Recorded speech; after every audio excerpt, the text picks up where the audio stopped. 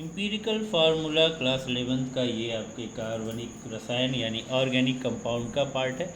और इसको जानने के लिए बहुत सिंपल सा एक आपके पास फार्मूला है। कैसे, आइए देखते हैं कैसे निकालते हैं empirical formula.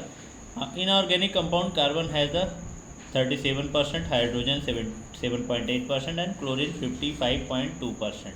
Identify the empirical formula of compound. तो इसमें क्या है, एक कोई आपका कार्बनिक यौगिक है जिसमें कार्बन 37%, हाइड्रोजन 7.8%, क्लोरीन 55.2% है। तो आपको इम्पीरिकल फार्मूला यानी मूलानुपाती सूत्र ज्ञात करना है। कैसे ज्ञात करेंगे, आइए देखते हैं। इसके लिए आपको क्या करना है, कार्बन अगर कितना है आपका 37% है कार्बन। अब इसको क्या करना है, इसे बहुत सिंपल सी चीज़ है। यहाँ पर देखिए, कार्बन का इम्पीरिकल फार्मूला निकालने के लिए आपके जितने भी परसेंटेज अमाउंट है वो, और उसको आपको डिवाइड कर देना है 12 से, यानी कि उसके क्या है ये एटॉमिक मास से। अब ये कितना आ जाएगा आपको एटॉमिक मास से, अगर 12 यहाँ कितना होता है 36 होता है, तो लगभग 33 पॉइंट और एक बचेगा तो लगभग 0.08 तक चला जाएगा।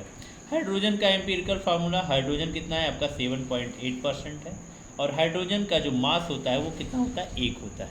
अब इससे अगर डिवाइड करोगे तो 7.8 आएगा। क्लोरीन का निकालना है, यहाँ 55.2 है, और 50.5 का क्लोरीन का जो मास होता है वो 35 कितना होता है 5 होता है। अब इससे अगर इसको डिवाइड करोगे तो ये आपका आएगा 1.55%। अब ये 1.55% आ गया। अब क्या करना है, अब कैसे निकालेंगे एम्पिरिकल फार्मूला, तो इन तीनों में से जिसका भी सबसे कम नंबर आता है, ठीक है, जिसका भी सबसे कम नंबर, जैसे कितना इतना आया है ना, अब इसी से सबको डिवाइड कर देना है। अब ये 3.08% था, इसको 1.55 से डिवाइड कर दीजिए। और इसमें क्या, एक राउंड फिगर यानी आपका होल नंबर होना चाहिए, कोई भी इसमें पॉइंट नहीं आना चाहिए। तो अगर 1.5 से 3 को डिवाइड करो कितना आएगा 2 आएगा। 7.8 को अगर इतने से ही डिवाइड किया जाए तो कितना आएगा, लगभग ये कितना है 15×5 = 5 हो जाएगा। और 1.55 है तो इसको इतने से ही कर दिया जाए तो कितना आएगा 1 आएगा। अब देखिए आपका एम्पिरिकल फार्मूला रेडी है 2:5:1 में। अब ये क्या हो गया, अब इसी के अकॉर्डिंग रख दीजिए, मतलब ये कार्बन है, ये हाइड्रोजन है, ये Cl है। तो देखिए फार्मूला बन गया C2H5Cl, ठीक है, ये आपका फार्मूला बन गया। और अगर इसी फार्मूले को आपको क्या करना है, मॉलिक्यूलर फार्मूले में चेंज करना है।